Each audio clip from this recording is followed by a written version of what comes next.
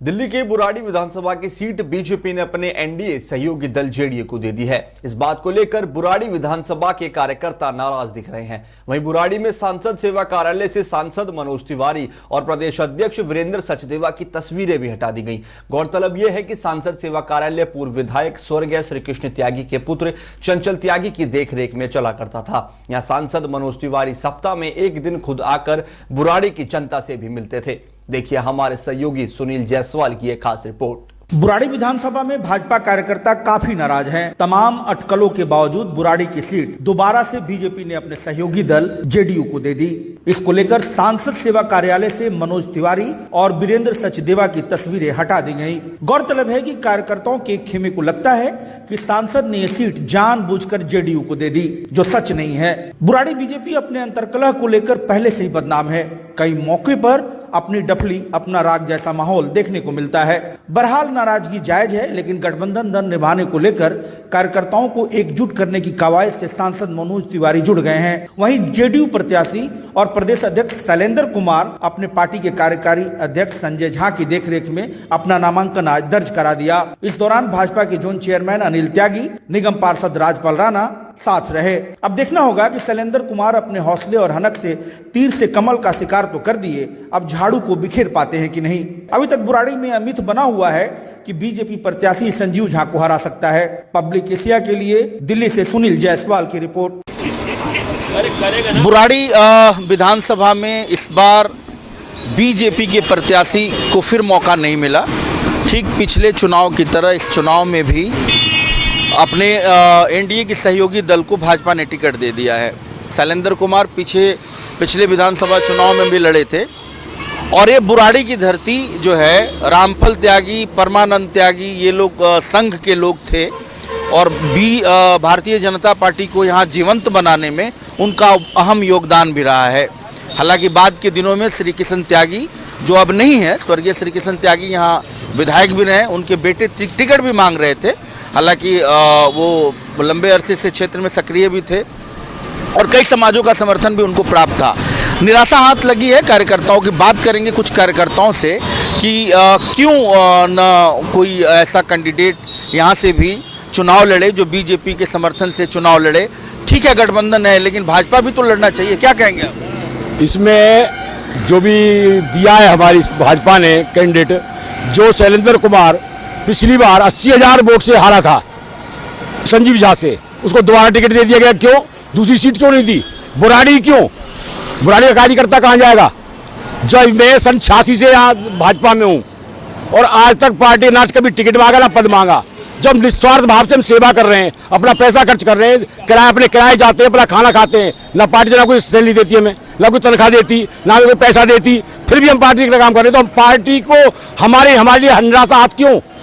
इस बार बीजेपी को लोग कह रहे थे कि बुराड़ी में किसी बीजेपी के किसी साधारण कार्यकर्ता को भी टिकट मिल जाता तो इस सीट आसानी से निकल जाती, लेकिन पार्टी ने ऐसा डिसीजन क्यों लिया? क्या लगता है आपको? ये तो मैं नहीं जानता कि भाई डिसीजन क्यों लिया है, लेकिन इस किसी को भी टिकट अगर मिल जाती भाजपा की, किसी भी कार्यकर्ता को, हमारा कोई विरोध नहीं था। अब हमारा पूरा विरोध है और अब हम सपोर्ट दूसरे को करेंगे। अगला स्टैंड क्या रहेगा? अगला स्टैंड करेंगे हम सारे मिलकर, जितने भी कार्यकर्ता हैं, सारा कांग्रेस सपोर्ट करेंगे, कांग्रेस पार्टी को सपोर्ट करेंगे। तो आपका निर्णय नोटा को देंगे। अरे छोड़ देंगे नोटा को, चुप रहे। आपका क्या नाम है? मेरा नाम नीरज कुमार त्यागी। नीरज उपाध्याय जी कहाँ रहते हैं? मैं बुराड़ी गांव में रहता हूँ जी। तो क्या भैया एक मिनट, क्या वजह है कि इस बार भी यहाँ बुराड़ी से बीजेपी अपना प्रत्याशी नहीं उतार पाई? वजह सिर्फ ये है कि ये जो हमारे ऊपर सेंटर में सरकार बैठी है, इनका नीतीश से गठबंधन है और गठबंधन इनका ना टूटे, ठीक है। और इनके में कुछ जो नेता हैं जो अपने से ऊपर किसी को समझते नहीं है, यही कारण रहा है कि जो 88,000 वोट से पिछले बार हार गया नीतीश, उसको इसमें दोबारा टिकट दे दिया गया। मैं सब ये पूछना चाहता हूँ कि जो नेता 5 साल बाहर रहता है और चुनाव के जब ये कहते हैं बरसाती मेंढक, चुनाव का समय आया तो यहाँ आगे बात ठीक है, चुनाव से ठीक 3, 4, 5 महीने 6 महीना कोई एक्टिविटी करके इतने बड़े दल के टिकट को हाथ लगा लेता है और लेके आता है, और वो चुनाव में पता नहीं कैसे बन पाएंगे। ये तो मुझे नहीं लगता है कि चुनाव में वो कहीं दिख पाएंगे। चुनाव में वो दूर दूर तक कहीं नहीं है। पिछली बार सभी कार्यकर्ताओं ने बहुत मेहनत की थी जब 55,000 तक पहुंचे थे। ये मिलीजुली की आपस की अब क्या सेटिंग है, किसकी सेटिंग मुझे नहीं पता, इन्होंने ये कर रखी है कि संजीव झा को जिताना है, और इधर हमारे मनोज तिवारी सांसद जी हैं, जब उनको पता कि बुराड़ी उनको हर बार जिता के भेजती है, 3 बार सांसद बना है, इस बार भी 75,000 वोट से बुराड़ी से उनको जिताया। उसके बाद भी अगर मनोज तिवारी जी हमारे लिए फैसला नहीं ले पा रहे ना, तो ये उनका दुर्भाग्य है। अगला स्टैंड क्या होगा? अगला स्टैंड ये रहेगा कि हम अब शैलेंद्र को सपोर्ट नहीं करेंगे। अच्छा, आपका ये फाइनल डिसीजन? हाँ जी। आपका क्या नाम है? मेरा नाम नारायण त्यागी है। त्यागी जी, कैसे देखते हैं एक समय में यहाँ रामफल त्यागी और परमानंद त्यागी संघी हुआ करते थे, और श्री किशन त्यागी, स्वर्गीय कृष्ण त्यागी यहाँ एमएलए भी रहे, लेकिन उस बीजेपी के लिए ये सीट बड़ा आसानी से निकल जाता, लेकिन पार्टी ने इतनी बड़ी गलती क्यों कर दी अपने सहयोगी दल को देकर? पार्टी ने गलती करी है, वो तो पार्टी भुगतेगी इसका खामियाजा। जो है क्या है कि यहाँ पे हमने इसको एक इस पौधे को सींचा है, कमल के फूल को हमने सींचा है, और जब कोई आता है और उसको फूल को तोड़ के दूसरा ले जाता है, तो कार्यकर्ता वहाँ हताश और निराश हो चुका है बहुत ज़्यादा। और अब कार्यकर्ता ना किसी का बंधुआ मजदूर नहीं है। हाँ ठीक है, देश धर्म की बात है, मोदी जी के साथ हैं, लेकिन अब अगर यही नीति रही तो बीजेपी का कार्यकर्ता यहाँ ढूंढा नहीं मिलेगा। अगला स्टैंड क्या होगा? अगला स्टैंड तो बीजेपी का फूल है नहीं, और हम वचनबद्ध हैं बीजेपी के फूल पे, तो हमारी मजबूरी है, हम क्या करें, तीर को तो देने वाले हम हैं नहीं।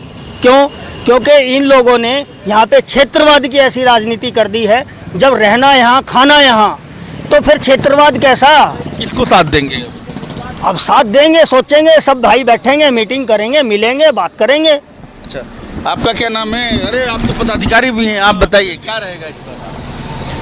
अब तो टिकट बीजेपी के सहयोगी दल को दे दी गई, क्या रहेगा स्टैंड? देखिए ऐसा है जी, हम तो इसका विरोध करेंगे।